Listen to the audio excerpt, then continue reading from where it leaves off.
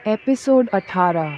Disclaimer दोस्तों, ये कहानी केवल एक काल्पनिक रचना है। ये केवल लेखक के द्वारा रची गई यह एक कहानी है। इसका वास्तविक जीवन से कोई भी संबंध नहीं है। लेकिन अगर फिर भी इस कहानी के नाम पात जगह या कोई दृश्य किसी वास्तविक जीवन से मिलते हैं तो ये केवल एक सहयोग है। कृपया आप कहानियों को केवल मनोरंजन की दृष्टि से ही सुनें, और साथ ही अगर आप इस चैनल हिंदी रियलिस्टिक स्टोरीज पर पहली बार आए हैं तो चैनल को सब्सक्राइब और वीडियो को भर भर लाइक करना ना भूलें। धन्यवाद। कौन हो तुम? वैदिक की तेज आवाज़ सुनकर सुधीर जी तुरंत उसके पास दौड़े चले आए।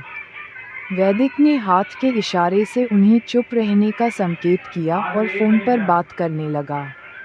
हाँ, हाँ, ठीक है, लेकिन मैं कैसे? हम, ओके, ठीक है। वैदिक ने फ़ोन रख दिया, लेकिन उसका चेहरे से लग रहा था कि वह कुछ गंभीर सोच में डूबा है। क्या हुआ बेटा? किसका फ़ोन था? अब क्या हुआ? सब ठीक है ना? सुधीर जी के सवालों की बौछार से झुंझला गया था वैदिक। हाँ पापा, सब ठीक है। मैं थोड़ी देर के लिए बाहर जा रहा हूँ। लौटकर सब बताता हूँ। आप टेंशन न लो, बस अपना ध्यान रखना। थोड़ा सतर्क रहिए। दरवाज़ा खोलने से पहले देख लिया कीजिए कि बाहर कौन है। ये कहते हुए वैदिक ने अपनी बाइक की चाबी उठाई और बहुत जल्दी में कहीं बाहर चला गया। वैदिक, वैदिक बेटा, सुनो तो, ऐसे कहाँ जा रहे हो? किसका फ़ोन था? सुधीर जी ये सब कहते हुए वैदिक के पीछे भागे, लेकिन तब तक वह जा चुका था। वे चिंता में सोचते हुए सोफे पर जा बैठे कि तभी उन्हें पत्नी के पुकारने की आवाज़ आई। आता हूँ, कहकर वे दवा लेकर बुखार में पड़ी पत्नी के सिरहाने जा बैठे। उनका मन अभी भी वैदिक और उस फ़ोन में ही उलझा हुआ था जो अभी आया था और जिसे सुनकर वैदिक बाहर चला गया। आजकल के बच्चे कुछ सुनते भी नहीं और बताते भी नहीं, बड़बड़ाते हुए उन्होंने दराज से थर्मामीटर निकाला और उसे साफ करने लगे। इधर वैदिक की बाइक एक सड़क पर दौड़ रही थी। उसकी बाइक एक पार्क के बाहर रुकी। उसने उतरकर चारों ओर देखा। अपनी बाइक पार्क की और पार्क के गेट की ओर चल दिया। अंदर पहुंचकर उसने चारों तरफ नज़र दौड़ाई, पर उस चिलचिलाती धूप में पार्क एकदम खाली था। कहीं कोई नज़र नहीं आ रहा था। माली तक का कुछ अता पता नहीं था। कुछ मिनट वहां रुकने के बाद वैदिक को ख्याल आया कि कहीं उसे किसी ने बेवकूफ़ तो नहीं बनाया, या फिर ये किसी की कोई साजिश तो नहीं। इस ख्याल के आते ही वह परेशान हो उठा। वैदिक मुड़कर वापस जाने ही लगा था कि अचानक किसी ने उसका हाथ पकड़कर पेड़ों के झुलमुट के पीछे खींच लिया।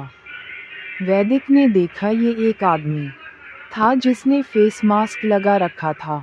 मजबूत कदकाठी का यह आदमी वैदिक पर भारी पड़ सकता था।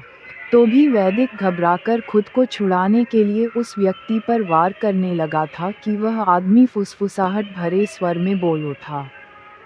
होल्ड ऑन मिस्टर वैदिक, मैंने ही आपको फ़ोन करके बुलाया था।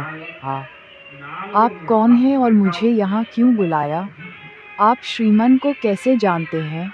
वैदिक और वह आदमी कुछ देर वहीं खड़े रहकर बातें करने लगे। उसकी बातें सुनकर वैदिक के चेहरे पर कई तरह के भाव आ जा रहे थे। पहले वह जहां चिंतित दिखाई पड़ रहा था, धीरे धीरे उसके चेहरे से संशय के बादल छंटने लगे। वह अब कुछ निश्चिंत दिखाई देने लगा। थोड़ी देर बात करने के बाद वैदिक निकलकर बाहर अपनी बाइक पर बैठा और घर की ओर लौट गया। उसके जाने के बाद उस झुलमुट से निकलकर वह आदमी एक पेड़ की ओट में खड़ा हो गया। उसने चारों ओर देखा कि कोई देख तो नहीं रहा। फिर वह किसी को फ़ोन करने लगा। हेलो, हाँ एडी, तुम पहुंच गए ना? मैं सैमुअल बोल रहा हूँ। तुमने जो कहा था वो काम हो गया है। अब उस नटवरलाल की खबर लेता हूँ। नहीं, तुम फिक्र मत करो। वहाँ का काम शुरू करो, यहाँ मैं देख लूँगा। Okay, bye. एडी असल में अभिनव का कोड नेम था और उसे फ़ोन करने वाला वह व्यक्ति समीर था जिसका कोड नेम था सैमुअल। समीर फ़ोन पर जिस नटवरलाल का जिक्र कर रहा था वह इंस्पेक्टर विकास राव का कोड नेम था। वे लोग उसे इसी नाम से पुकारते थे। वे लोग फ़ोन पर बात करते समय इसी कोड लैंग्वेज का इस्तेमाल करते थे। उनके पेशे में ये सावधानी रखना बेहद ज़रूरी है। ऐसे में कोई छुपकर फ़ोन सुन ले या फिर उनका फ़ोन टैप हो रहा हो तो उसे डिकोड किए बिना सुराग तक पहुंचना मुश्किल था। वे लोग अपनी समझ के अनुसार कोड नेम बदल भी देते थे ताकि उनकी बातचीत को डिकोड करना संभव ही न हो। फ़ोन बंद करके समीर ने मास्क लगाया और तेज़ रफ्तार से लगभग दौड़ते हुए बाहर खड़ी अपनी गाड़ी की ओर बढ़ गया। उधर वैदिक जब तक घर नहीं लौटा सुधीर जी चिंता में डूबे रहे। पिछले कुछ समय से यही चिंता उनका साथी बन गई थी। वैदिक ने लौटकर अपनी बाइक खड़ी की और उसे लौटा देखकर सुधीर जी फिर अपने सवालों की बौछार उस पर करने को उतारू हो गए, लेकिन उनके कुछ कहने से पहले ही वैदिक ने उन्हें बताया, पापा, किसी का फ़ोन आया था और मुझे मिलने को बुलाया था। वह आदमी कह रहा था कि मुझे केस वापस करने के लिए मजबूर करने के लिए श्रीमन कुछ भी कर सकता है। वह दोबारा हमला भी करना चाहता है पर कानून के डर से चुप बैठा है, लेकिन वह किसी अन्य तरीके से भी हमें नुकसान पहुंचा सकता है, तो हमें बहुत सावधान रहने की ज़रूरत है। खासकर जब तक केस की सुनवाई शुरू नहीं होती हमें अपने आप को किसी भी मुसीबत से बचाना है। भीड़ में तो बिल्कुल नहीं जाना है पापा। ठीक है बेटा। लेकिन वो था कौन? कहीं ये भी रायज़ादा की चाल तो नहीं? नहीं पापा। लेकिन मेरा मन उस पर भरोसा करने का हुआ। उसने ये भी बताया कि वह इस केस में मेरी मदद कर सकता है। उसके पास श्रीमन के काले चिट्ठों का पूरा ब्यौरा है। बस वह सही समय का इंतज़ार कर रहा है। केस में जब जहाँ ज़रूरत होगी मुझे मदद पहुँच जाएगी। कहते हुए वैदिक ने टेबल से पानी का गिलास उठाया और पीने लगा। बाहर धूप में बाइक चलाने से उसका गला सूख गया था। पानी पीकर उसने सोई हुई माँ का माथा छूकर देखना चाहा, लेकिन सुधीर जी ने उसे इशारा करते हुए दिलासा दिया कि वे अब ठीक हैं और आराम कर रही हैं। वो तो ठीक है बेटा, लेकिन वक्त खराब चल रहा हो तो ऊंट पर बैठे आदमी को भी कुत्ता काट लेता है, तो जो भी करना संभल कर करना। तुम हमारे जीवन का सबसे कीमती खजाना हो।